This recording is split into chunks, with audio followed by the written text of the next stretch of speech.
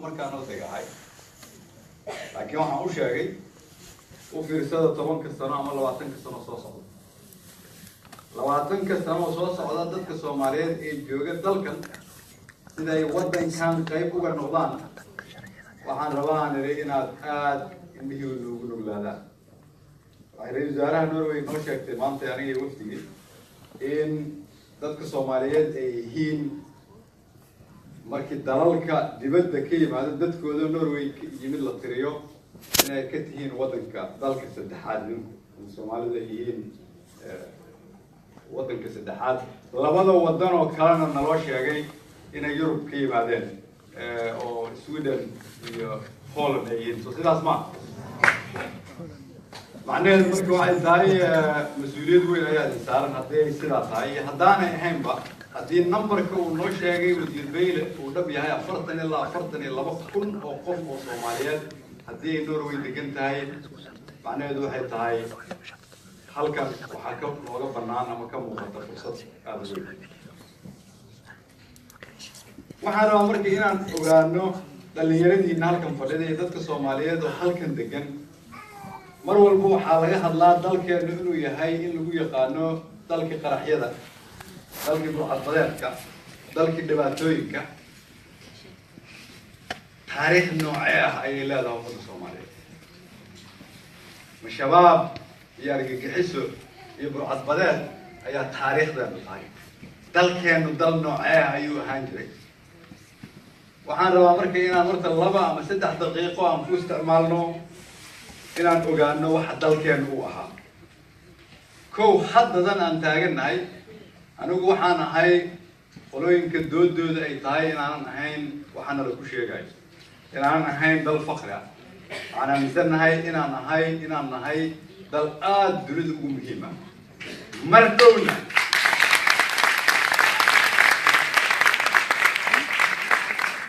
mar dhowna maadaama horumarka dunidu ay Afrika u badnaan doonto wadanka qalbiga u ah inuu wadankeena ahaan doono laakiin inay dib yar uu hor taagan yahay oo aan hadda ka shaqeynayno inaan ka gudubno si idinka Yusra Ali oo aan rajeynayo inay meeshiida soo istaagi doontaan idin kugu diyaarino meeshii aad la wareegi lahaydeen oo ka wanaagsan meesha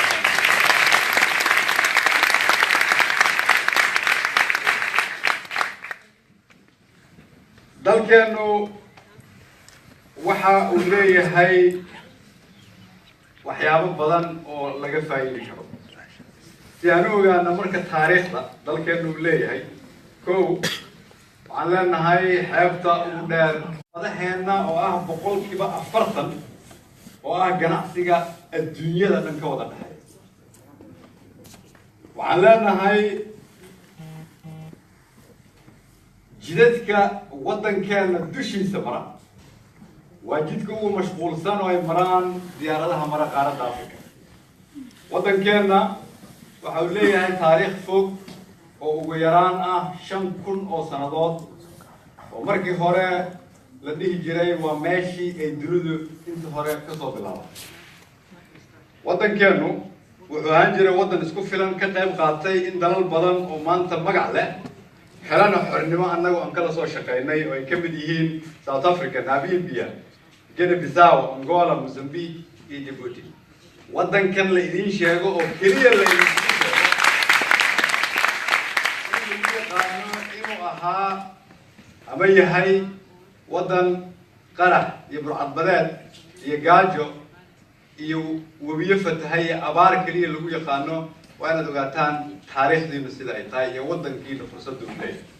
taariikhdaas waxa weynisa in wadankeena Ilaahay haddadan aan joogno uu ku manaystay khayraad aad u badan oo ka faa'iideysan karo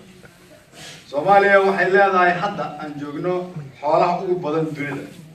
ama ari ama lo ama geel waxa lagu qiyaasaa xoolaheena 50 milyan oo neef oo livestock ahaan loo fikiraa sanadkii 5 milyan u loo fikiraa dalka dibaddiisa Soomaaliya waxay leedahay batrool iyo macdan aan weli lagu munaafacadsan oo dihan Soomaaliya waxay leedahay dhir uduga badan oo taariikhdeena qayb ka ah oo aan jirtay beeyadii lagu magacaabay dhulkii pun Soomaaliya waxay leedahay khudaar iyo dhul beereedyo badan oo quudin karta Afrika iyo qaybo badan oo Aasiya la isku daray haddii la isticmaalo Soomaaliya waxay leedahay dhul beereed u dhigma 8 milyuun oo hektar oo maantay aanay jirin wadamo nalamida oo haysta dhulkeena waxay ku manaystay qurux iyo cimilo dhexdhexaad ah oo kuleyl iyo qabow midna lahayn oo sida wasiirku sheegay leh saacado islaag habeen iyo maalin macnaheedu waxay tahay dalkeena ama ha ahaato khayraad ama ha ahaato dalxiis oo maro dhul barahu ama ha ahaato meelaha badda iyo webigu ay isaga daraan oo loo soo dalxiis tago markii fanaaniinta Soomaaliyeed ay haysi jireen ay dhihi jireen dalkaygu dushaadu waa barwaaqo dalkaygu dabayshaadu waa udgoon dalkaygu meelan ugu doorsanayo biyo dunida oo ku taala dalkaygu waxay u jeedeen waxaas laakiin waxaana la ka dhaadhacsiyay dalkeena inuu dunsan yahay inuu fool xun yahay inaanu rajo lahayn dalkeenu waa dalalka ugu fursadda badan qaaradda Afrika iyo qaybo dunida ka mid ah dalkii iyo khayraadkii iyo deeqdii ummadda Soomaaliyeed noloshooda ku dhisi lahay waa diyaar wuxuu u baahan yahay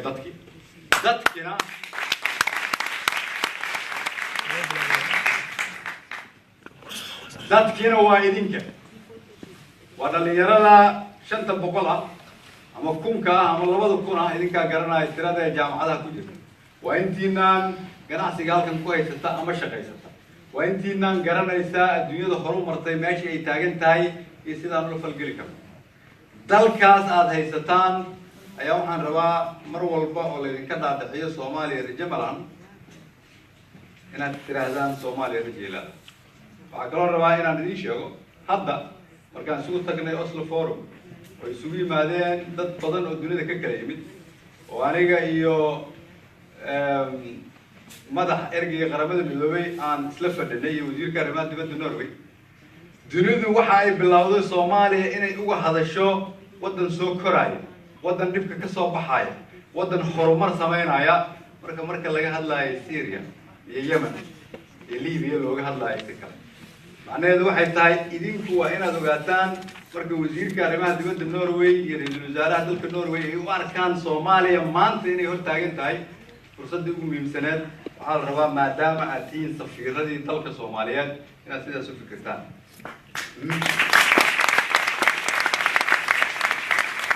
waa laga yaabaa inaad Oslo ku daahdeen ama qaarkii inaad Oslo ku dhalateen oo la idin sheegay dadka Soomaaliyeed waa kala qoqoban xuduudiyaha jira dawlad goboleedyada kala leeyihiin isuma iman karaan weligood in leedin ka dhaadhacsiyo laakiin caawa waxaan rabaa in leedin sheego aan aniga afkayga aad ka maqashaan si walba oo leedinkugu sheego in dadka Soomaaliyeed ay kala qaybsan yihiin ama xuduuday kala leeyihiin waxaan rabaa inaan idin sheego taariikhduna ay qori doontaa in qulubta ummadda Soomaaliyeed marna aanay xuduud kala lahayn kala yeelan doonin weligood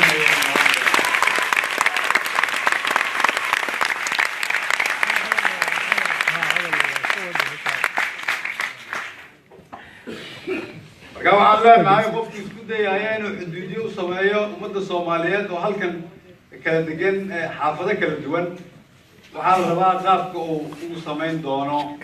qalbigooda xuduud waayo markii suurtageli doonto macquul ma noqon marka waxaan idin sheegay dalka aan leenahay siduu yahay fursadda dhaqaale uu leeyahay fursadda horumareed uu leeyahay in ganacsiga adduunka jidka ugu weyn uu maro dusha iyo dhulkaba in dhul beeraadyada dunida ugu waaweyn mid kamid aan leenahay in shidaal iyo gaas lagu qiyaasay wadamada dunida ugu badan mid kamid inaan leenahay in macdin dahan ay ka buuxdo dadkeenuna ay kaajoonayaan laga yaabeeba in khayraadka dalkeena iyo baddiisa iyo dhulka hoostooda ku jira dunidu ay ka baxdaba inta anagu aan haysan su-aashu waxay tahay marka tallaabooyin noocee ayaa nala ka rabaa inaan qaado waxaana la ka rabaa marka ugu horeysa inaan ka fikirno kow inaan soo celino sharafta iyo karaamada ummadda Soomaaliyeed xataa haddii ay nagu kalifayso waqti kooban inaan dhibaato maantay markaan anigoo magaciina ku hadlaaya la kulmo ra-iisul wasaarihiina oo aan u sheego dalkeenna halkaas iyo halkaas iyo halkaas uu socdaa horumar buu gaarayaa idinkuna mustaqbalka waad ka faa'iidaysan doontaan waa la idin ixtiraamaya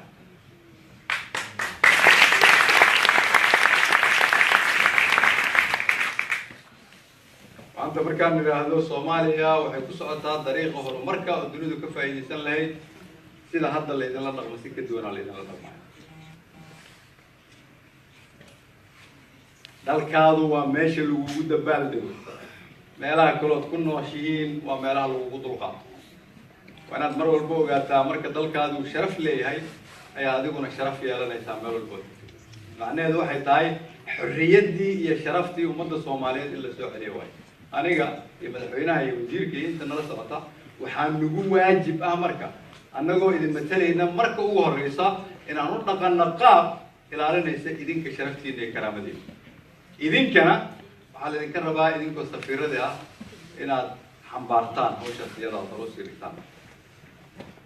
maxaa marka ka sokow ilaalinta sharafta iyo karaamada ummadda Soomaaliyeed maxaa inala gudboon waxaa nala gudboon marka labaad annagu inaan isku tashano sidee baan isugu tashan karnaa waa inaan tuugsiga ka baxnaa tuugsiga sidee baan uga bixi karnaa waa inaan dalkeenna dib u dhisnaa si dalkeenna aan dib ugu dhisno waa inaan leenahay dhaqaale aan dalka ku dhisno dhaqaale si aan u helno waa inaan hay-adaha dhaqaalaha adduunka dib ula falgalno si aan ula falgalno waxaan hortaagan in la ku leeyahay in ka badan 5 bilyan oo dollar oo aadan idinku garanaynin meesha lagu qaatay oo dadkii idinka waaweynaa ay qaateen laakiin horumarkiina mustaqbalka hortaagan si taas markaa aan uga gudubno xukuumadda anigu aan ra-iisul wasaaraha ka ahay madaxweynaha jamhuuriyadda federaalka dowladda uu mas-uulka ka yahay waxay bilowday tallaabooyinkii loogu talagalay inaan ka gudubno waxaan aaminsanahay 12 bilood oo lasoo dhaafay inaan qabanay shaqo u dhiganta 24 bilood ama 30 bilood waxaan aaminsanahay haddii aan 12 bilood oo kale ku darno inaan ugu yaraan soo gaarsiinayno meel aad u wanaagsan hadafkeenu marka waxa uu yahay in dhaqaalaha waddankeenu uu shaqeynayo in ganacsatada Soomaaliyeed ee dawladda aaminaysa ay dawladda ka baqeen in dawladda dadka madaxda ka aanay tuuga ahayn in musuqmaasuqa la dagaalami karo shilinkii dawladda soo gala la xisaabin karo in dunidu ay dalka iman karto ay leedahay dalkeenu shuruuc kuwa raba inay maalgashadaan ku maalgashadaan maalgashigaasina uu danaynayo marka ugu horeysa ummadda Soomaaliyeed labo saddex waxaan u baahannahay inaan helno nidaam isku keenahay nidaamka isku keenahayna marka waxa uu yahay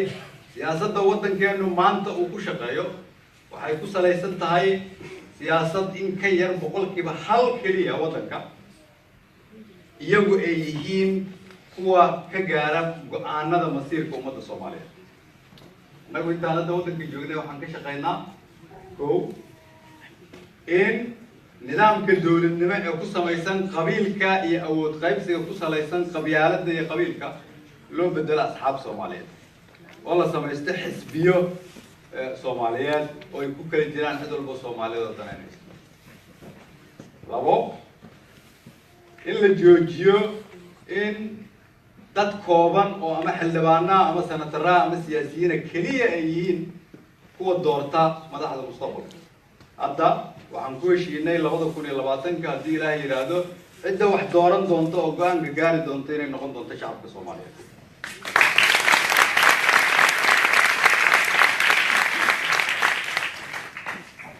saddex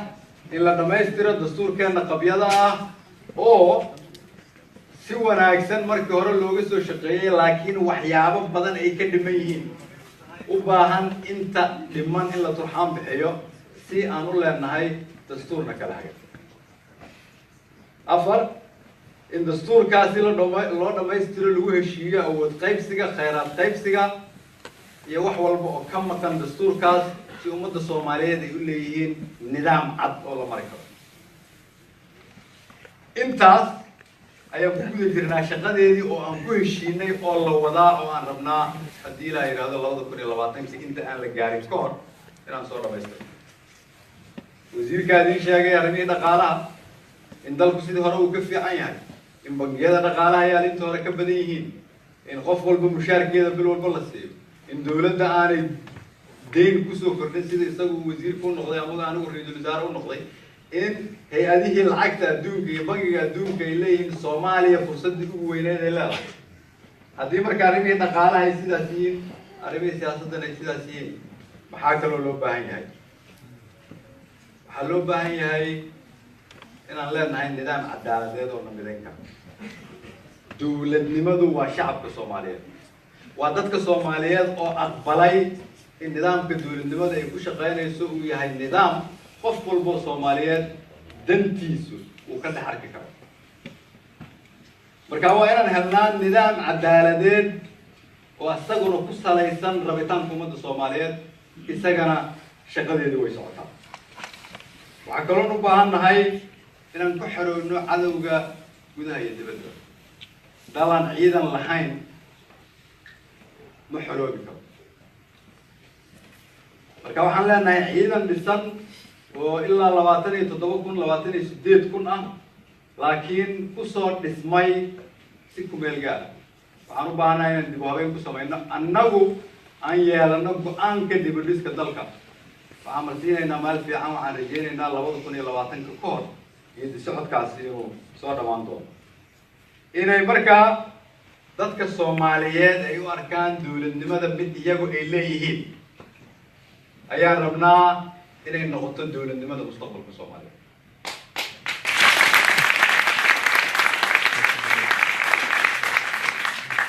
waa maxay dhibka ugu weyn oo hortaagan marka dhibka ugu weyn oo hortaagan waxay tahay Soomaaliya waxaa laga aaminsan yahay waxay ahaan jirtay 28 ama 30 sano la soo dhaafay waxa ay hadda tahay laakiin wali adduunyadu ma fahmin in loola dhaqmo sida aan noqon rabno sida aan noqon karno mustaqbalka aan yeelan karno waxaa la idinka rabaa marka idinkoo safiiradii ummadda Soomaaliyeed ah oo ilaalinaya sharafta iyo karaamada ummadda Soomaaliyeed kulligeena inaan ka wada shaqeyno fikirkaas ah Soomaaliya waxay ahaan jirtay waddan kala qaybsan argagixisay joogto qabyaalad kaliya ku shaqeeyo in lagu bedelo maya waxaan ahay dad Soomaaliyeed oo taariikh lahaan jiray la yaqaan haddana leh taariikh sharaf iyo karaamo leh isku filnaan doona ku taagan dariiqa isugu filnaanayeen dawladnimada aan annagu hadda ka shaqeyno kuma salaysno 6 bilood kuma salaysno sanad ama 2 ama 3 waxay aasaas u jeexaysaa 50 sano oo la soo socda hadii la yiraahdo waxay aasaas waxay kamid noqonaysaa 50 sano soo socda si idinka caruurtiina iyo caruurta ay sii dhalaan aanay mar dambe ugu noolaan dalka annagu hadda aan ku noolnahay macnaheedu marka waxay tahay maadaama aan sanad iyo 2 wax lagu dhamayn karin waa in ugu yaraan aan jidka saxda ah ku toosinaa awal waxaa laga yaabaa in jihadu ay naga khaldaneed waxaan idin sheegayaa hadda waan garanay jihadii saxda ahayd waan ka soo baxnay jihadii jidkii baan ku taagannahay waxaan rabnaa jidkaas inaan idinkugu geyno idinka meel aad ka sii wadi kartaan haddii ilaa yidhaahdo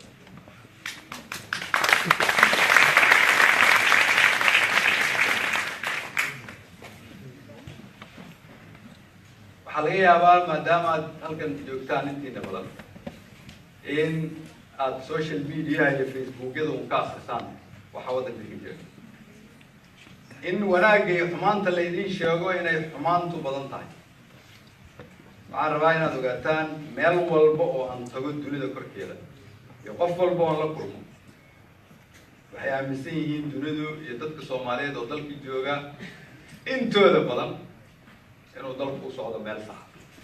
laakiin ay hor taagan yihiin caqabado yaryar caqabadahaas loogama gudbi karna haddaan isdiin gabadhii halkan soo istaagtay waxay tiri maalmihii la soo dhaafay maanan seexan waan daalnay marmar baan shakinay oon isniri maxaad yeeshaan way awoodeen inay isjiibaan ay yidhaahdaan ra'iisul wasaaraha halkan laguma soo dhaweyn karo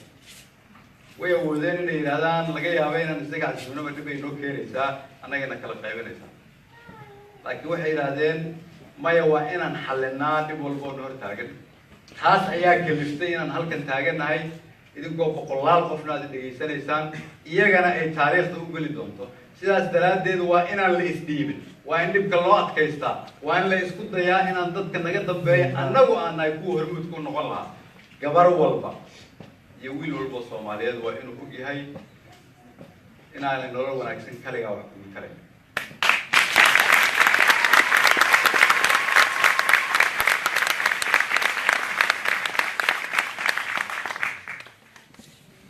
إن هذا الشرف يلين هدي دلك هذا يدك هذا شرف لهاي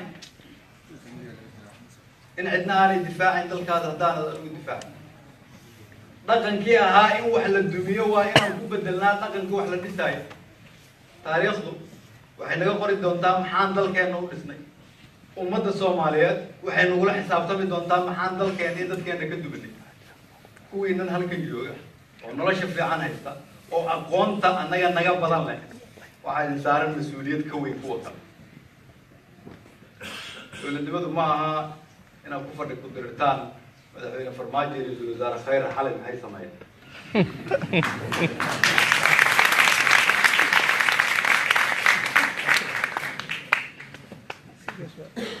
dowladnimadu ma aha inaad ku fadhi ku dirtaan go'aankii shalay la gaaray qabiilkayga ma wanaagsan ama soo xuyay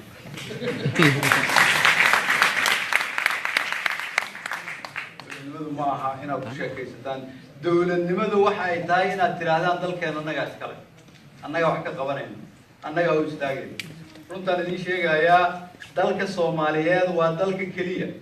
وحدود دينا أي صومالي كلية مركز جيبوتي تكتير صومالي واجو إثيوبيا مركز تكتير تضرب مليون أو صومالي كبدنا جو تقولوا وين يقعد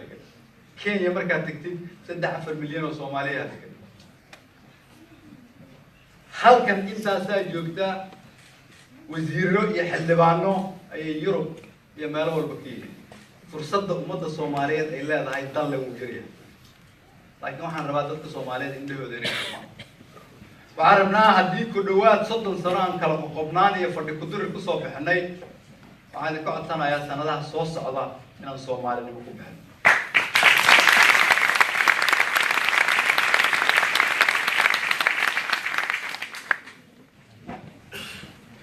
waxaan rabaa marka inaan ogaano kulligan ma rabno inaan noqono dad ku nool dal barwaaqo ah oo haddana ka baahan annagoo ah dad isku mid ah isku af ah isku diin ah isku dhaqan ah isku hiddo ah isku abti iyo ilmo adeer ah oo haddana col ah oo iyaguna iscunaya ما ربنا إن الدنيا دو أي نوع دعوته سيد الروايات ويحلان الدنيا دو إن نوع دعوتان سيد الروايات كدوات صدق سنة وعلى ناي كدوات صدق سنة أي الدنيا دو كفلا أننا كنا تقول نمان هو كفلا وعايزون جاي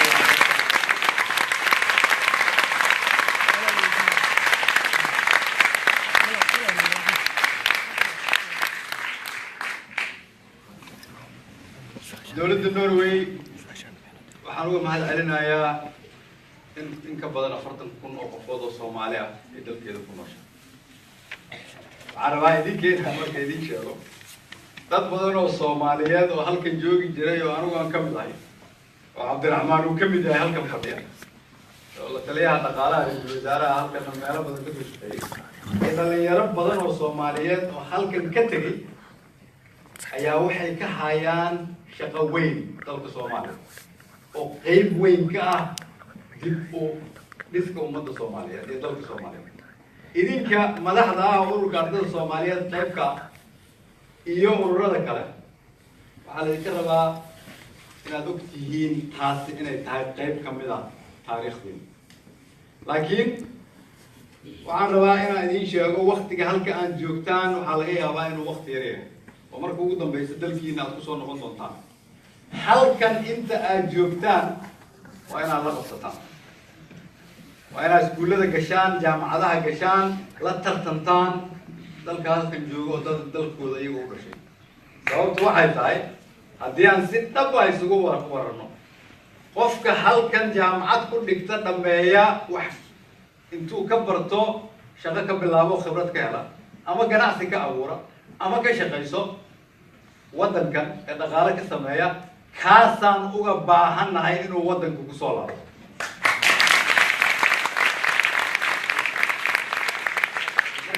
inta halkan aad joogtid waxaa laga rabaa inaad ogaatid dalkaada inuu ku sugayo laakiin waa inaad ka jawaabtaa su-aasha ah marka aan halkan ka taga dalkayga maxaan ku tari karaa oo ku sugaynaa oo kula xisaabtamaynaa markaad soo laabanayso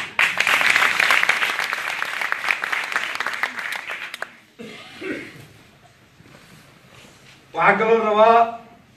inaan sheego dadka dibadda ku nool iyaga la-aantood ummadda Soomaaliyeed waxaa laga yaabaa qaar badan oo kamid inay gaajo u dhiman lahaayeen lacagtaa bil walba usoo dirtaan hooyayaashiin iyo aabayaashiin macno male meesha ay Soomaaliya ka degan yihiin waxay qayb ka tahay badbaadada dalka iyo ummadda Soomaaliyeed waa sharaf iyo karaamo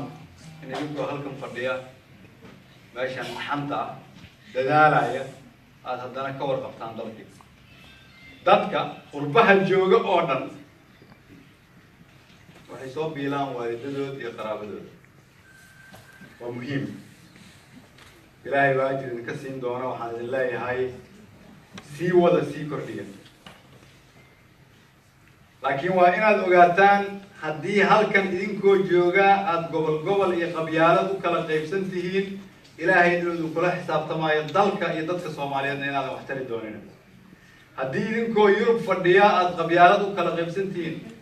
haddii aad dallada ka qaadataan roob Soomaaliya ka da'aya markaad doo timaadaan dhibaataad noo keenaysaa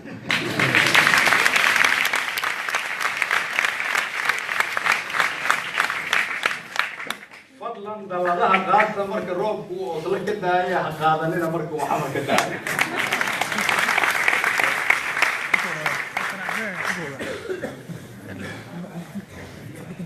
ummadda Soomaaliyeed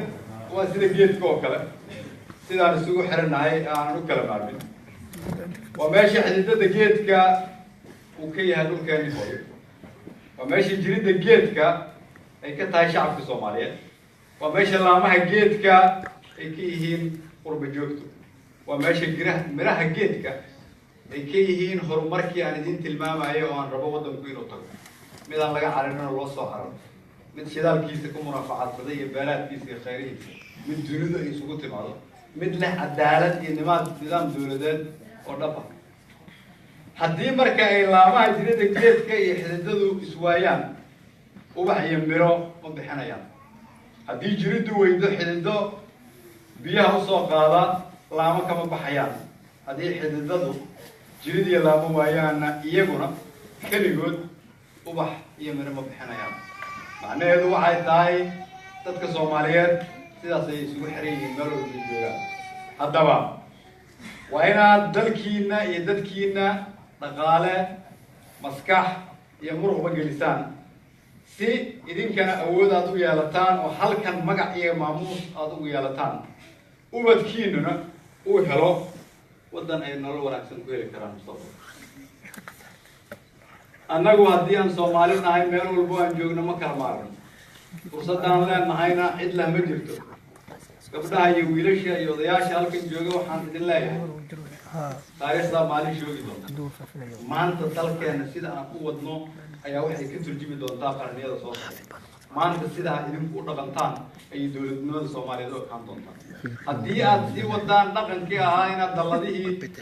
xamar roobka ka da'ayay aad wadataan meeshaan taagnaanayna haddii laakiin aad tirahdaan 30 sano la soo dhaafay ku dhawaad ayaan ugu filan waxaan isleeyahay rajo weyn baan leeyahay kuwa xamar iyo gobollada Soomaaliyeed jooga oo dhan waxay leeyihiin hadda waxaa muuqday si boqolkiiba 75 shacabka Soomaaliyeed meel walba ay joogaan waa dhalinyaro da'dooda ay ka yar tahay 30 sano dadkaas waxay u baahan yihiin kuweena mas'uulka ah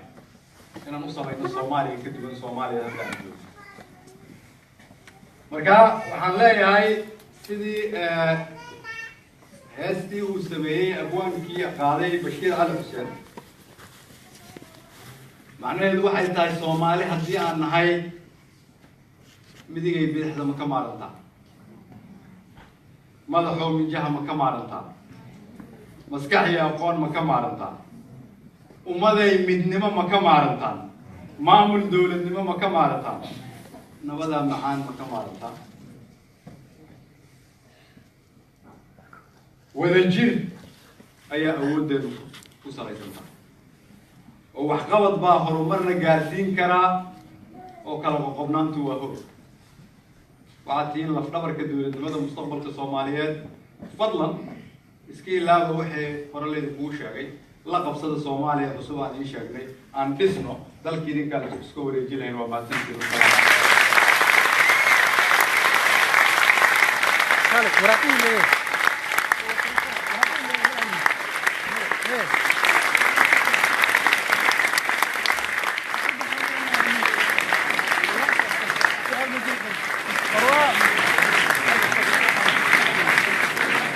عيننا والله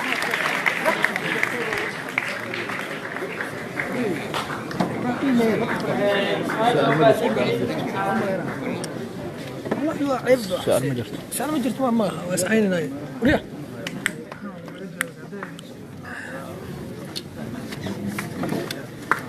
سؤالي كم صلاة قال هو سؤال القرآن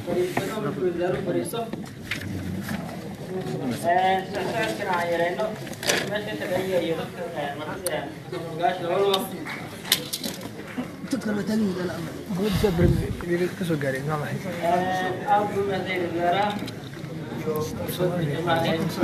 بيا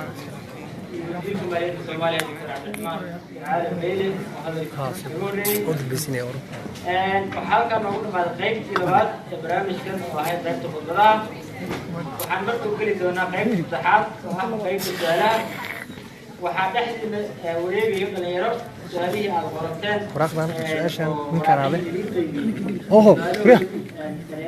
مو قدن هو أدينا جبت بيها سؤال كل ما انتهينا حفظ سؤاشا طبعا توقف شكرا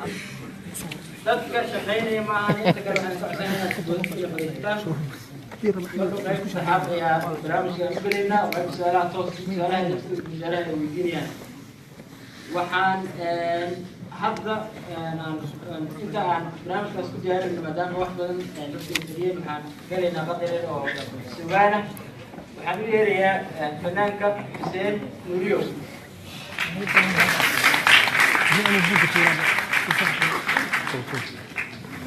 مدير واحد سؤال لي مدير عام ورقي واقف فيني صور ورقة هو أسكر شيء أنا ورقة كجترني واحد سبعة كنت بتجينا كم واحد كلامك نصر كلامك نصر وبناك نصر سؤال أنا كنت بتجينا إحنا سؤال صح تلاقيني أرسل يا كجواب سؤاله في الهرو وفرست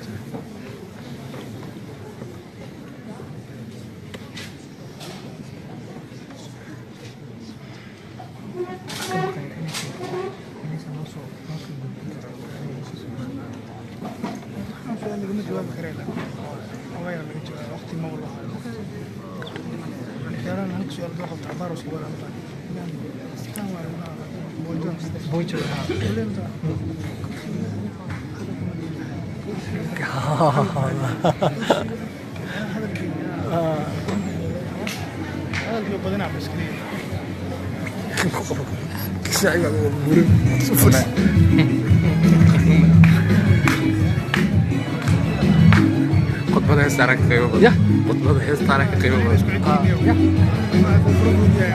كي هو يجي بويك يجي بروسيا ديجا قص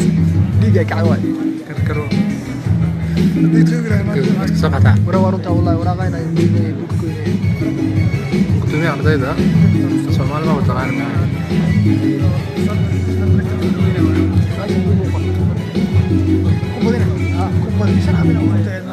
هل ورقة سحب أخرى نهد يا والله ورتيش والله تاتي كذا سؤال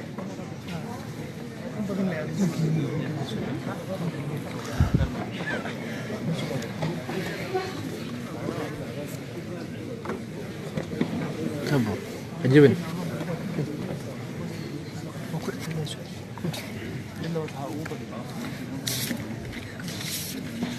سؤالها قف كم جوابي سأقول سيدا إسمع فيديو برا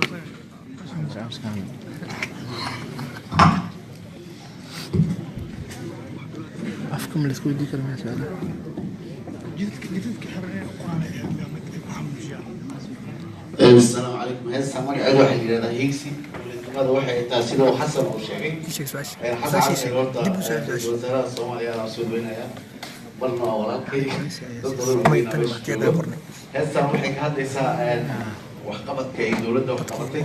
shalay meesha ay taagneed iyo hadda meesha ay marayso magaceedu waxa la yiraahdaa Higsi ila dhageysta insha Allah inta wacsan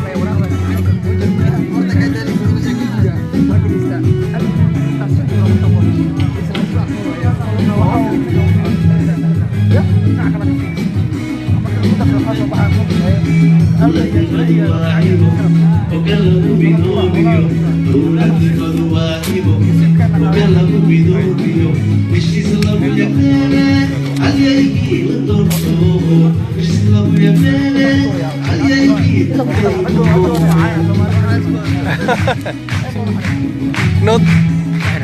روح كواس وراقي وأروح ياي كاسي لما شو دينا شارات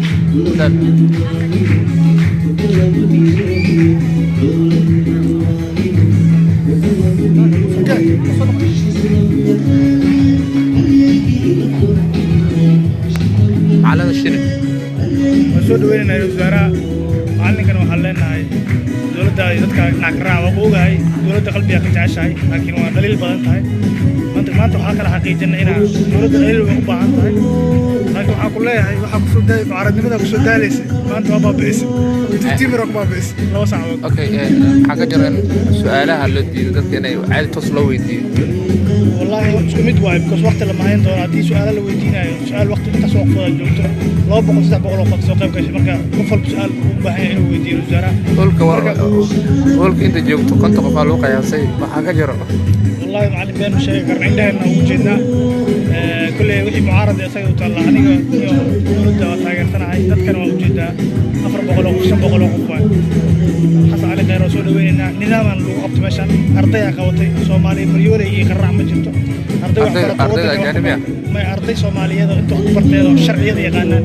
أرسل نظام سلو قبت شركة مركب هذا رسول وين مدهوينها سلامنا ذكر سومالي جو دمان وحنا فيرتنا معلم شعبية بدنيا حاكروا متغنى نسينا يرام كجورنا واقاسا قدرنا سجل مانتون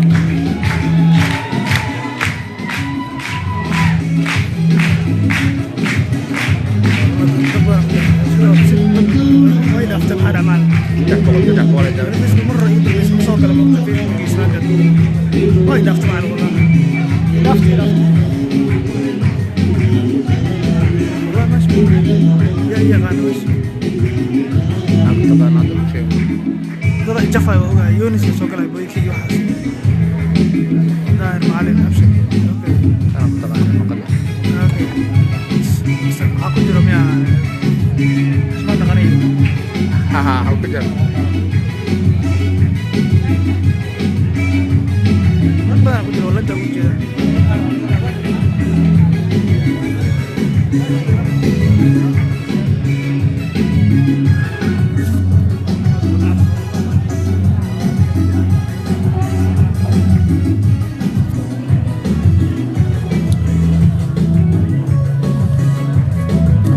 maanta waxa waaye nabad inuu aan taageersanaa maanta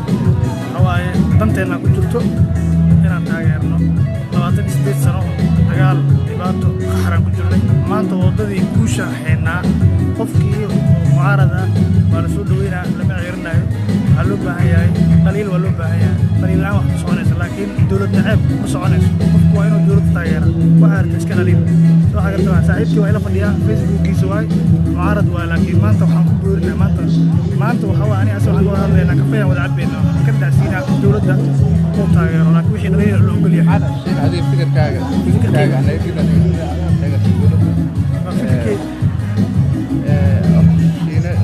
nabadii nolol rag badan inta fadhiya keligii maahan waxaa waaye kuraasta meesha dhulka horta waa yaryahay waxaa imaada konton bad wax badana la xiray unka laakiin xaqiiqda jirta waxaa waaye wadbada way bacdaa laakiin waxaa waaye waxqabad dhab ma jirto annaga heestan oo kordhigiyo gacan والله سؤال بدنا هذا قرني أنك حكمي سؤالاتي أنا وعوما سؤال اللي هنا وحكمي وقرني لسه بدنا نقول متقنا لك جواب دور حكمي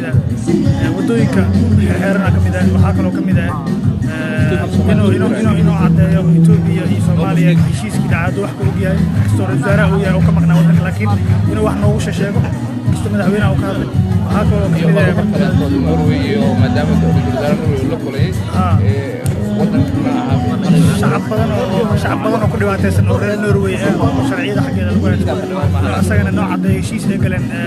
immigration Soomaaliya iyo dadka dowladda Norway dadka in lagu celin doono xataa waxa ka weyn inuu nooc سؤالها كم قابس مولي والله أروي من سؤالها وسوق يعني سؤالها كجواب لكن إنه كبر الجواب دون أم علينا ما دام بدك بدي ناد بدي والله كل دارنا تقول سوماليا أنا مفر بينه سؤال كجواب والروا سؤالها والله وصل ويننا كل إله وصل ويننا حاليري قرب أنا قرب الجوع الناي سؤالها ومرات الدار كيس حكم هاي dalka dib ugu celinaa jaarta waa diyaar ah waa wadankii waa doon nabad iyo nabad diyaar ah sheegay dalka dib ugu celi diyaar miiskiina waa isla joognaan diyaar ah wadankii inaa dib ugu celiyo koos hawaaye dalada lahayn waa dareen joog waaye marka nabad iyo nolol wax kastoo jiro waa la ka xalina wax kastoo jiro waa laga fadhiisaa 4 sano jaanis la sii nabad inta ay xalado barwaaqo لعبي عانها لغتلي نقول فرعبي وبحشة ما أنت وقت بجرب في وزن سلوك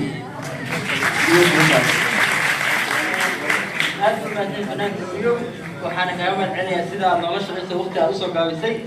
actually lama facebook ku qornaa laakiin maadaama waqtigu uu nahayo waxaan kusoo gabagabeynay ama waxaan kusoo koobnay alees wuu nabadsan yahay intaas kadib waxaan hadda si toos u gelaynaa qaybtii saddexaad ee barnaamijkan oo ah qaybta su'aalaha oo wasaaruhu dadku ay si toos ah wasaaraha usoo weydiiyeen anaguna aan u akhrin doono inuu ku jawaabi doono hadda waxaan marka ka codsanayaa wasaaraha xukuumadda federaalka ee Soomaaliya Xasan Cali Khayre inuu soo galo stage-ka aad la soo dhaweysaan si uu qasbaan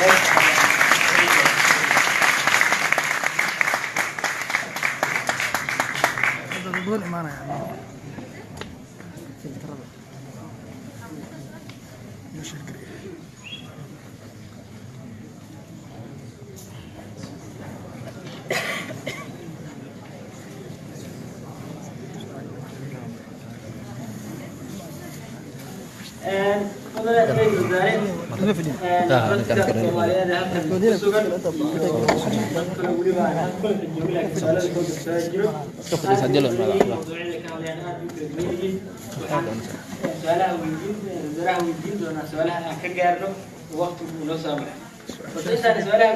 waxaa jiro fariin uu soo qoray wiil dhalinyaro ah oo 13 sano jir ah oo wasaaraha fariin u soo qoray hoosna codta ugu qoray wiil ugu hormaray inuu gudbiyo wuxuu yiri waan salaamaya waxaan ahay wiil yar oo 13 sano jir ah magacaygu waa Cabdiqani Jaamac Jibriil maanta waxay tahay maalin weyn waayo waxaan arkay wasaaraha Soomaaliya Xasan Cali Khayre waxaan ka codsanayaa inaad wadanka u sameeysid noloshiisa ku qoran nidaam wanaagsan wadanka sidii Norway oo kale u sameyn kartaa shirkad ama nabadgelyo cadaalad iyo nabad waxaan ka codsanayaa wiilkaas 3 sano jirka inuu soo istaago wasaaraha si toos ah loo kulmo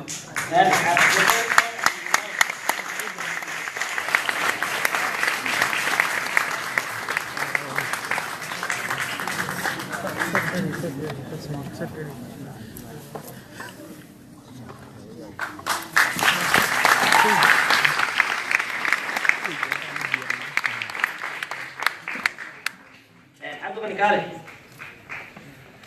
maxaa dareemaysaa waxaa qoraal kusoo qortay balcad u yeeshay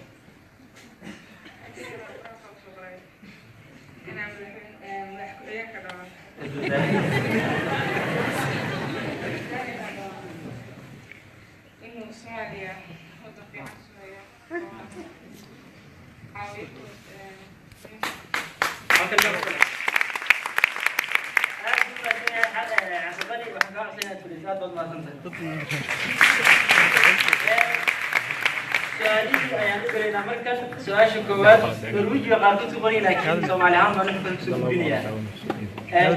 waxaa ku qoran mudane ra'iisul wasaare qorshe noocee ah ee dowladda u degan si ay kor u qaado ka qayb qaadashada haweenka ee siyaasadda Soomaaliya. Ra'iisul wasaaruhu wuxuu gundhig u dhigi doonaa dowladda xukuumadda waxay ka shaqeyn doontaa in la sameeyo nidaam lagu gaaro doorashada 2020 sidee ay xukuumadda rabtaa inaad ku xaqiijiso in saamiga haweenka uusan hoos ugu dhicin meesha hadda joogo. بسم الله الرحمن الرحيم. horta marka hore waxaan leeyahay Cabdiqani aad u mahadsan tahay wiilkaas yar oo 13 sano jira oo ka gubanaya dalkiisi laga yaabo xataa inuusan tegin waa inaad ogaataan mas'uuliyadda saaran waa wiilkaas sidaan qalbigiisa u dhislay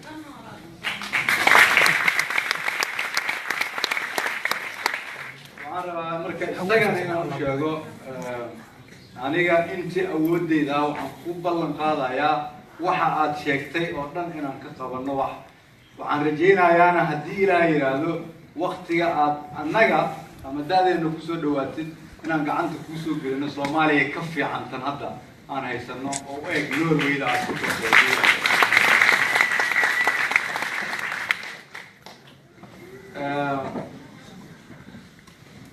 si aan uga jawaabo gabadhii waxaan isleeyahay gabar Soomaaliyeed ayaa soo qortay su'aashaas kuma qoran soo qoray ilaa gabar ma maleynaya ama wiil Soomaaliyeed laakiin qof walba soo qoray horta waxaan rabaa inaan iraahdo marar badan marka aad arrimaha siyaasadda iyo horumarka Soomaaliyeed ka munaaqashoonaysaan waxaa laga yaabaa inaad ku munaaqashootaan magacyo siyaasi hebel madaxweyne hebel ra'iisul wasaare hebel waxa la isku haysto ma aha farmaajo xasan khayr wasiir beyle ma aha waxa la isku haysto wasiir kale gobollo ma aha waxa la isku haysto mustaqbalkiina waa waxa la isku haysto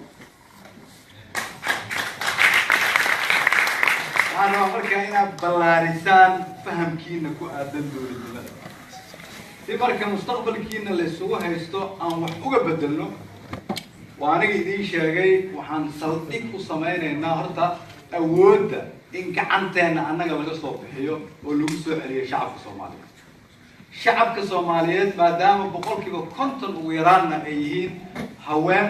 gabdho Soomaaliyeed waa inay ugu yaraan saamiga ay ku leeyihiin ay noqdaan boqolkiiba 50 anaga waa qof walba dhegeysanaayo Soomaaliyeed inuu ogaado meesha ay gabdhuhu qayb ka yihiin way ka amni wanaagsan tahay way ka dhaqaale wanaagsan tahay way ka horumar wanaagsan tahay waa ogahay waxaan leenahay siyaasad iyo dhaqan soo jireen ah oo aan fursad siin gabdhaha Soomaaliyeed hadda laakiin waxaan ka shaqeyn doonaa boqolkiiba 30 ay gabdhuhu xaq u leeyihiin inay qayb ka ahaadaan baarlamaanka ummadda Soomaaliyeed gabdhaha Soomaaliyeed meel walba ay joogaan oo hadda ay maqlaaya guddiga doorashooyinkana gabar Soomaaliyeed ayaa madax ka ah waxaan rabaa iyo kuwa baarlamaanka ku jira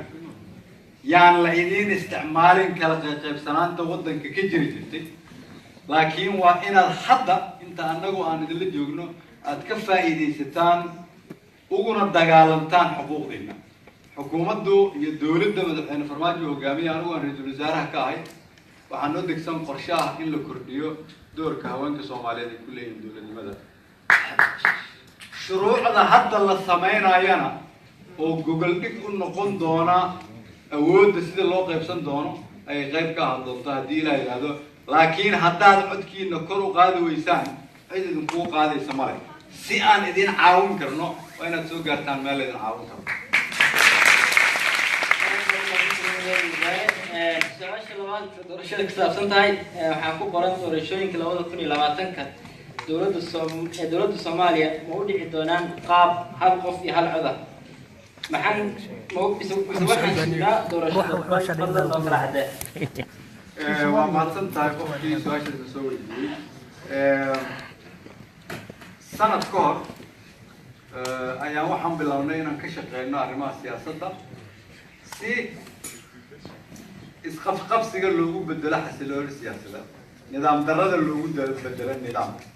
si looga gudbo waxaan caqabada ah oo aan dadku wada shaqayn karin waxaa aniga iyo madaxweynaha ugu yaraan mas-uuliyad naga saaran tahay inaan bedelno dhaqanka hore waxaan muujinay hadda ku dhawaad 15-16 bilood inaan tusaale u noqonay dhaqan ah aniga iyo madaxweynuhu inaan wada shaqayn karno miyaa qaylo naga maqashay macnaheedu waxay tahay mas-uuliyad ayaa naga saaran wada shaqayntaas in waafi laga dhigo laakiin waxaan rabnaa wada shaqayntaas inaan shakhsiyaadka ka gudbino oo la helo nidaam ummadda kale sidaas daraaddeed ayaan aaminsannahay sanad ka hor markii aan bilownay shaqadaas in la gaari karo doorasho qof iyo cod si shacabka soomaalida dadkooda gutaan waddanka meel walba meel walba inaan ka bilowno sanad ka hor dadku waxay lahaayeen waxaan macquul maaha hadda shirkii baydhabo ugu dambeeyey waxaan ku gaarnay heshiis waafi ah annaga iyo dhammaan dowlad goboleedyada heshiiskaasi waxa uu yahay waa in la qabtaa doorasho qof iyo cod ah waa in asxaab siyaasadeed loo gudbaa waa in la bilaabaa shaqadii la sameynayay xukuumaddu marka waxay ka shaqeynaysaa sharciga xisbiyada iyo sharciga doorashooyinka inaan soo dhammaystirno ugu dambeyn December sanadkan ama Janaayo sanadka soo socda si waqti hufan aan ugu diyaar garowno qadarta ilaahay waa goonideed laakiin waxaa naga go-an 100% inaan aragno iyadoo dadka Soomaaliyeed ay codadkooda ku ridayaan sanduuqyo ay uga codeynayaan cidda ay rabaan inay doortaan su-aasha saddexaad waa laba su-aalood maadaama waqtigu yaray mid ka mid aan dooranaya waxaa jiro shaqo la-aan baahsan oo dhalinta haysa dabcan kuwa Soomaaliya ka hadlaya filayaa waxaa sii dheer in qurba joogta laga horumariyo qaran joogta dhanka shaqada dowladda arrinkaas maxay ka qabatay miyaysan ahayn in lagu qiimeeyo dhalinta aqoontooda iyo kartidooda aad u mahadsantahay runtii waa su-aal muhiim layna weydiiyey marar badan waddanka anigoo dhex jooga horta marka hore waxaan rabaa in la yareeyo in la kala qaybiyo ummadda Soomaaliyeed kuwa qorax joogta ama qurba joogta aad leedihiin kulligood waa dad Soomaali marka ugu dambaysa qof walba oo Soomaaliyeed oo raba dalkiisa inuu wax u qabtana waa muhiim in fursad la siiyo waa dhab in shaqo la-aan baahsan waddanka ay ka jirto annaga waxaa siyaasad noo ah inaan ganacsatada la shaqeyno in dhaqaalaha la kobciyo in bangiga dhexe Soomaaliya dib loo sameeyo in shilin Soomaali ku salaysan nidaamka eedaha lacagta adduunka dib loo howlgeliyo in adduunyadu ay Soomaaliya intay timaado maal gashato waxaan maraynaa hadda markii ugu horeysay in bangiga adduunka yiraahdaan 140 milyan la siinaya maadaama shuruudii kasoo gudubteen European Union ka yiraahdaan 100 milyan oo euro ugu horeysa la siinaya in dowladda Norway maanta ay tiri sidaas oo kale la shaqeynayna adduunyada inay u furfurmayso Soomaaliya oo dowladeena ay noqotay dowlad wax lagu aamini karo taasi waxay marka wax ka taraysaa in aan bilowno in shaqo la abuuri karo shaqooyin si loo abuuro waa inaan marka maalgashi ku sameynaa dalka gudihiisa waa inaan dhisi karnaa iskuullo iyo isbitaallo iyo jidad iyo buundooyin dalkana lagu hormariyo dhaqaalahana kobciya dadka Soomaaliyeedna ay shaqo ka helaan 75% dhalinyaro dadooda ay ka yartahay 30 sano ayaa jooga waddanka oo ah fursadda ugu weyn oo leenahay dhinac marka laga fiiriyana khatarta ugu weyn haddii aanay shaqayn shaqo abuurku waxa uu ka taagan yahay marka wuxuu yahay waxa ugu weyn oo aan ka shaqeynayno insha Allah sanadkii la soo dhaafay ugu yaraan 5,000 oo shaqo ah ayaan abuurnay kan soo socda hadda waxaan rabnaa inaan 2 jibaarno ama 3 jibaarno ama 4 jibaarno wayna u muuqataa maadaama dhaqaalaheenu hadda uu kor u kacay sida ay bangiga adduunka ay sheegeen ugu dambeyntii arrinkan la leeyahay waxaa fursad la siiyaa qurba joogta 5,000 iyo waxaa ka shaqeysa 500 ama ku dhawaad 6,000 dowladda gaar ahaan xafiisyada dowladda xamar 95% ugu yaraan waa dad dalka gudihiisa jooga qofka marka qurba joogta waa inaan dambe shaqooyin gooniga lagu shaqaaleysiiyay iyadoo ay muhiim tahay waa muhiim inaan loo arkin in dad dibadda ka yimaada shaqo qaadanayo ugu dambeyntii markaan leenahay waa inaan u gudubnaa nidaam asxaabeed وأنا أقول نظام قصة يسند دولة نمو وكجذبنا قبيلك waxay tahay inaan mustaqbalka shaqaaleysiin karno qofka qof walba qofku uga habboon yahay xataa haddii ay tahay 10 qof oo isla dhalatay iyo iyagu aqoon badan yihiin waa inay helaan fursad ay shacabka Soomaaliyeed ku bedelaan oo laga gudbo dhaqanka ah qabiil hebel hadal ilaahay yiraahdo marka dariiqaas oo su'aalka taagan baa intaan ka gaarayno waa inaan duuqaadana kana wada shaqeyno dadkaan joogo waxaa ku jiro dhalinyaro luqadda Soomaaliya fahamkeedu uusan ku xoogsanayn maadaama halkan ku dhasheen ama ku koreen su-aasha ku xigto waan soo hormarinayaa maadaama Soomaaliya ku hadlaysay mudan waxaa abrooriga lagu soo qoray mudan waxaa la yidhi waa codsi iyo su-aal isla socota Norweji ma ku hadli kartaa waxaana raacsan intii aad Norway ka maqneed maxaad ugu qoran ku xiista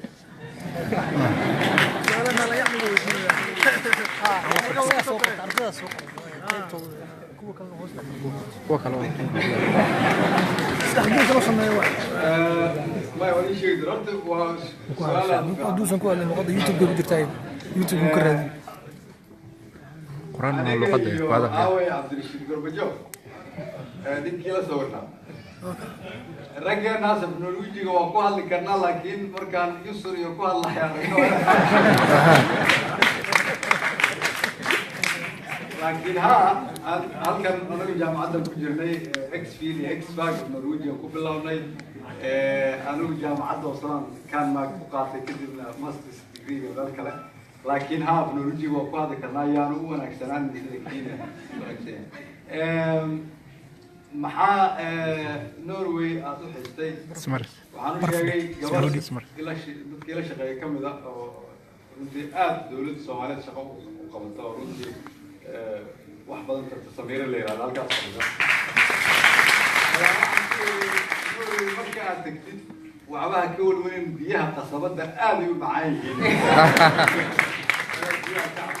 yihiin iyo Bruno Lustiyan u xisay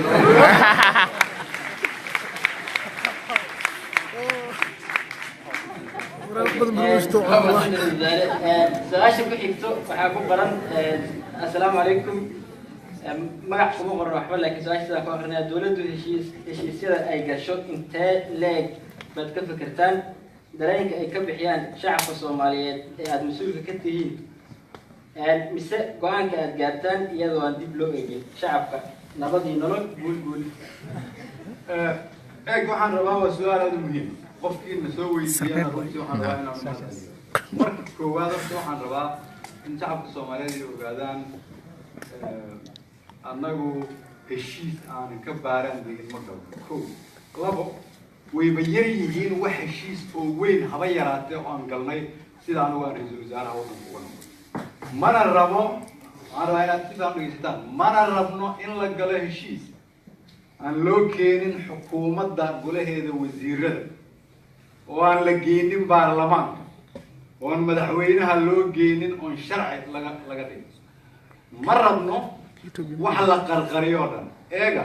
dalkeena si uu dunida ugu soo laabto waa in aan ku shaqeynaa nidaam isla xisaabtan ah oo daahfuran nidaamkaasi waa inuu ahaadaa nidaam dunida ay ku qanci karto dalkeena dadkiisuna ay ku qanci karaan waxaan rabaa marka in aad kala qaybisaan labo kuwa ka soo horjeeda dawladnimada oo wax walba siyaasadeeya oo wax walba oo xun Facebookyada iyo ku soo qora meel walba si u carqaladeen dawladnimada iyo xaqiiqda maalmahan hadda waana ragnay in laga hadlaayo heshiis lala galay dawladda Itoobiya annagu wax heshiis lama gelin dawladda Itoobiya ra'iisul wasaaraha Itoobiya ayaa ka yimid dalkiisa waan soo dhaweynay waan shirki markuu dhamaaday war murtiyeed baa ka soo baxay war murtiyeeda waa in dhaqanka hore wax laga bedelaa waa inaan wada shaqeynaa waa inaad noo furtaan qaab degadihiina aan u isticmaali karno degadaha dadka Soomaaliyeed iskale shacabka Soomaaliyeed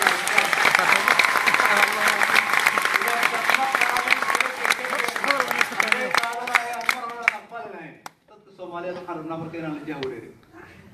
waxaan rabnaa inaan nala xisaabtantaan laakiin idinkuna waa inaad waajibaadkiina ka soo baxdaan si aan xuquuqdiina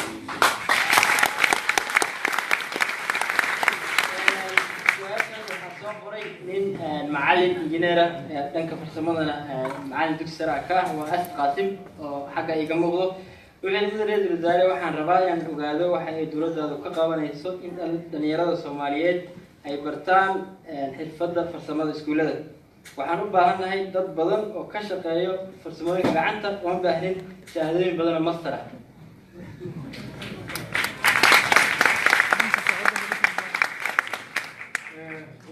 هذا ما أتصنتهاي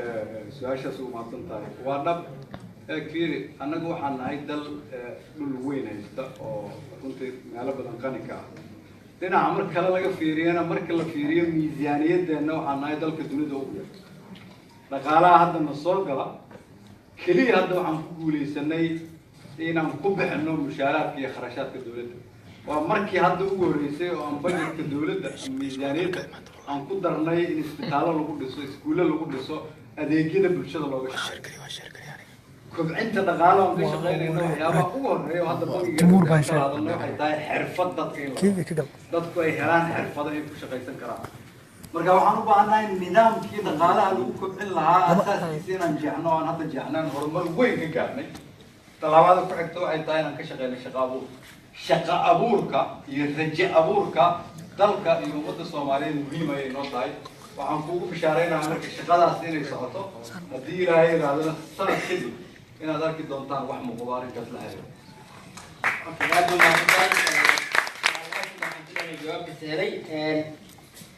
qof kale oo dhalinyarada soo qoray su'aashan wuxuu yiri mudane ra'iisul wasaare waxbarasho noocee ah ayaad kula talin lahayd ardayda inay qaataan si ay dalkooda wax uga qabtaan shaqooyin noocee ah ayaana dalkii ka qaban karnaa waxaan ku talin lahaa marka ugu horeysa inta aan kala dooran qof walba oo dhalinyaro ah waayeel ah oo Soomaaliyeed oo fursad u haysta inuu wax barto qof walba oo jaamacad ama xirfad samaysan kara adduunyada si aan ula tartano waxaan codsanayaa inaad ka faa'iidaysataan oo wax barataan muxuu dalkeenu u baahan yahay hadda dalkeenu wax walba u baahan yahay dalkeenu waa dal dumay oo hoos laga soo dhisaayo oo xirfad walba iyo cilmi bad walba u baahan laakiin si aan adduunyada ula tartano oo aan anagu isugu filnaano oo wax u soo saaran karno oo jidadka u dhisan karno oo garoomadeena u dhisan karno oo aan warshado u samaysan karno waxaan u baahannahay dad leh aqoon kala duwan وعلمية كل الدول بل حتى ماشي أن تاجنا هاي أنك هدي عن سومالنا هاي وحنو مهمة أنت أقوان طلع إنك بدن تاي أنت أقوان طلع هاي أنت حفظ طلع إنك بدن تاي أنت أنا حفظ طلع هاي في كل جين أن أنت جمعها السوق بسنة ودن كمال أنو قاعدين كرنا وقاعدة رقم واحد برشة هدي عن يارنا وعن يارنا رقم واحد رقم واحد لسه هدي عن يارنا وعن يارنا رقم السدول قاطع haddaan dhaqankaas yeelanana horumar ayaan yeelanaynaa ugu dambeyntii inaad tahay scientiste soo bartay xisaabta ama wax kale ama inaad tahay qof social science ka soo bartay ama taariikh soo bartay ama qof dhakhtar ama engineer marka ugu dambeysa hal mid aad ka simantihiin waxaad ka simantihiin maskaxdaada ayay waxbarashadu siinaysaa qalab aada ugu fikirtid si systematic oo isku xigta waxbarashadu marka waxay ka siman tahay waxay Norwegian dhihi jiraan qof walba inuu marka leeyahay red scarf for systematic thinking muhiim waa marka in asaas waxbarasho aan leenahay kulligan aan waxbarano caruurteena aan ku dhiirigelino hooyooyinka Soomaaliyeed oo ah laf dhabarka ummadda Soomaaliyeed oo runtii kaligood ku dhintay waxaan leenahay hooyo walba oo ku dadaasha canugeeda inay wax barto jaamacad ka soo saarto ogow qayb libaax ayaad ka qaadatay dibaliska dalka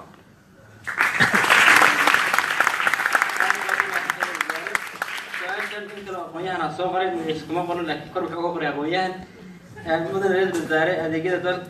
adeegyada dadka shacabka ay ka helaan xarumaha dowladda sida booliska maxkamadaha wasaaradaha iyo eleboorka dhibaato ay kala kulmaan arrintaas ma la socotaa dabagal ma lagu sameeyaa adeegyada ay bixiso dowladdu hoos waxaa usii qoran talo soomaalida qurbaha ku nool waxay isugu jiraan aqoonyahano bartay aqoonta nooc walba siyaasiyiin qaybka wadamo horumaray dhammaan dadkaas waxay u baahan yihiin in la urursho oo laga faa'iidaysto aqoontooda iyo waayo-aragnimadooda oo dowladda ay ka faa'iidaysto xilliyada ay fasax yihiin. aada u mahadsantahay. qaybta dambe oo su-aasha waxaan rabaa wiilkaas ama gabadhaas la weydiiyey anigoo u mahad celinaya. horta kow mas-uuliyaddii adigu aada laheyd oo ahayd inaad dalkaada wax ka dhisto annaga aad noo dhiibay. in dadka la aruuriyo wax bartay, in liista la geliyo, inay yimaadiin dalka ay nala qabtaan wax marka ay fasax yihiin, diyaaraan u nahay. in la abaabulo idinkaa laydinka rabaa inaad ka samaysaan. ogaada dalkiina in la dhiso waajibka idinka saaran iyo aniga iga saaran waa isku mid. dalkaa naga wada dhexeeya anigu iskama lehi milkiile ma ahe anigu mas-uul ah waana ku qanacsanahay inaan mas-uul ahay. mas-uuliyaddeyda markaan kasoo bixi waayo in laiga wareejiyo. idinka marka waxaa laydinka rabaa idinkana sidaas inaad u dhaqantaan oo wax walba oo waddankiina aad la qaban kartaan idinku intaad is abaabushaan idinkoo abaabulan anala soo xiriirtaan. haddii aad tihiin dadkiina qurba joogta oo Norway joogana annagiyaabaadna garanaysaa oo halkaan idinla joogi jirnay oo dad badan oo Soomaaliyeed oo Norway ka tegay xafiisyada madaxweynaha iyo wasaaradaha ka shaqeeya qaar wasiirada fursad waa haysataan marka. haa waa ognahay su-aasha qaybteeda hore dhibaata inay jirto waa ugu nimid wayna joogtaa laakiin waan bilaabnay inaan wax ka qaban. waxyaabihii aan idin soo sheegnay oo ahay in cadaaladda dib u habeyn aan ku samaynayno, amniga inaan dib u habeyn ku samaynayno. ood aragtaan ramadaankan uu ahaa laga soo bilaabo 2007 ramadaankii ugu horreeyay qarax magaalada uusan ka dhacay. ciidanka aan tirinayno aan dib u dhisayno aan kala hufayno, dhaqaalaha aan hagaajinayno oo meel fiican aan marsiinayno, siyaasadda loo dhan yahay aan ka shaqaynayno, adeegyada bulshada aan ka shaqaynayno. waxaan rabaa waa bilow adduunyadu ay aragtay waan ilaahay ka baryahay dadka Soomaaliyeedna indhahooda inay qabtaan. laakiin bilowgaas waa inaan hore usii wadnaa. waa aaminsanahay inaad meelaha adeegyada bulshada oad sheegtay su-aashaas sheegtay inaad kala kulantaan waa ognahay, waa ka wada hadalnaa, waana xallin doonaa haddii ilaahay rabo. okay aad buu mahadsan wasaaraha. maadaama waqti dad su-aalo badan baa lasoo qoray ilaa 50 kala dhaafayo waqtigoona ahay dartii waxay ka noqon doontaa su-aashii ugu dambeysay. intii nasiib ku yeelatay ama qofkii nasiib ku yeeshaan heli doono waxaa ku qoran maxamed cismaan faarax. maxaa dib u heshiisiin loogu qaban lahayd ummadda Soomaaliyeed? taas waxaan u malaynayaa waxay ahayd waxyaabaha ay dowladdu ballan qaaday. maxamed waa mahadsantahay walaalkay. waa in ummadda Soomaaliyeed dib u heshiisiin loo qabtaa sidaas arday. su-aashu waxay tahay dib u heshiisiin noocee ayaa loo qabanaya. su-aashu waxay tahay yaa la heshiisiinaya, sidee loo heshiinayaa, maxaa lagu heshiinayaa. horta in dib loo hagaajinayo oo lagu heshiinayo in awood qaybsigii laga shaqeynayo oo lagu heshiinayo dowlad goboleedyada annaga baarlamaan. in dib u dhiski dhaqaalaha laga shaqeynayo, dib u dhiski ciidanka lagu heshiinayo qayb dib u heshiisiinta ka mid ah. in aad aragteen madaxweynaha jamhuuriyadda federaalka Soomaaliyeed inuu ka soo bilaabay Puntland ilaa gobolada dhexe ku yimid oo gaalkacyo xalkeedu uu ka soo shaqeeyay oo ku yimid gobolada dhexe waa qayb dib u heshiisiinta ka mid. inaan furnay dib u heshiisiin shabeellada hoose dadka jooga oo anagu shirka furay haddana socota qaybteedii labaad waa dib u heshiisiin. in la soo gaaro dowladnimadu inay soo gaarto meel lagu heshiin karo waxaan ku meel gaar ahayn oo ah mustaqbal fog. macnaheedu waxay tahay nidaamkiina kala hagi lahaa si aanan sanad walba ugu baahan dib u heshiisiin waa muhiim inaan ka shaqeyno. haddaaye halkan markaan ka hadlayo waxaan idiin sheegay dowladnimada aan ka shaqeyno aragtideedu kuma qoto kuma sanaysno sanad iyo labo. waxay budhig u tahay 50 sano ama 100 sano soo socda. dib u heshiisiin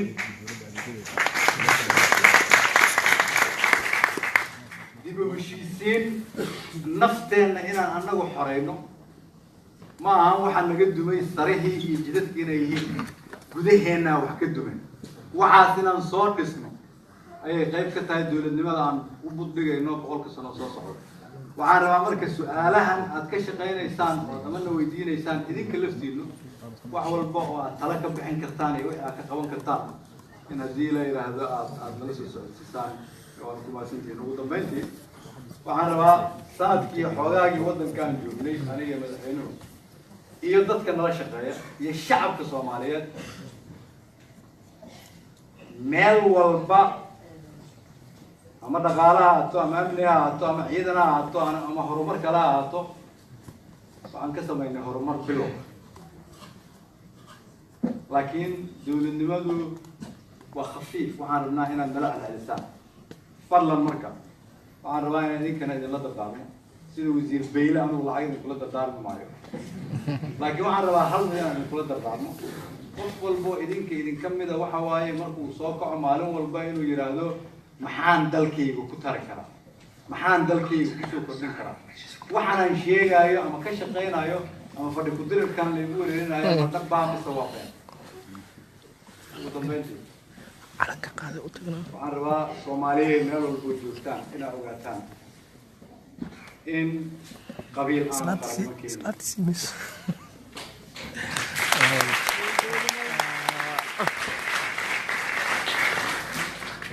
wiilasha Soomaaliyeed oo ku xirnaa jeelasha Ethiopia iyo kuwa Seychelles joogay iyo kuwa India joogay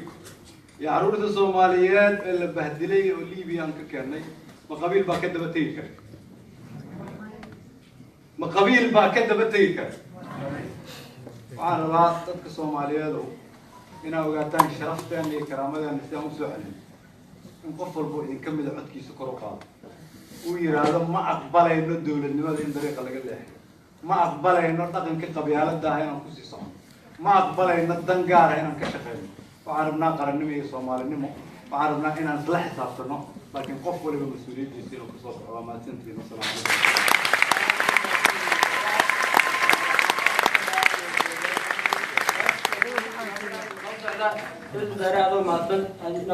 لكن برنامجكم السعوداء وانا ما زلتين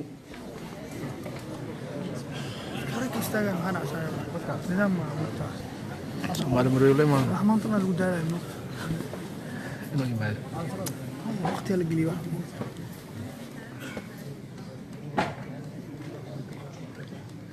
waxaan hadda u yeerayaa reer Norway fanaaniin badan baan qabnaa Nuuriyo waa kamid ah waxaa kaloo maanta nala joogta fanaanada Idig Barkad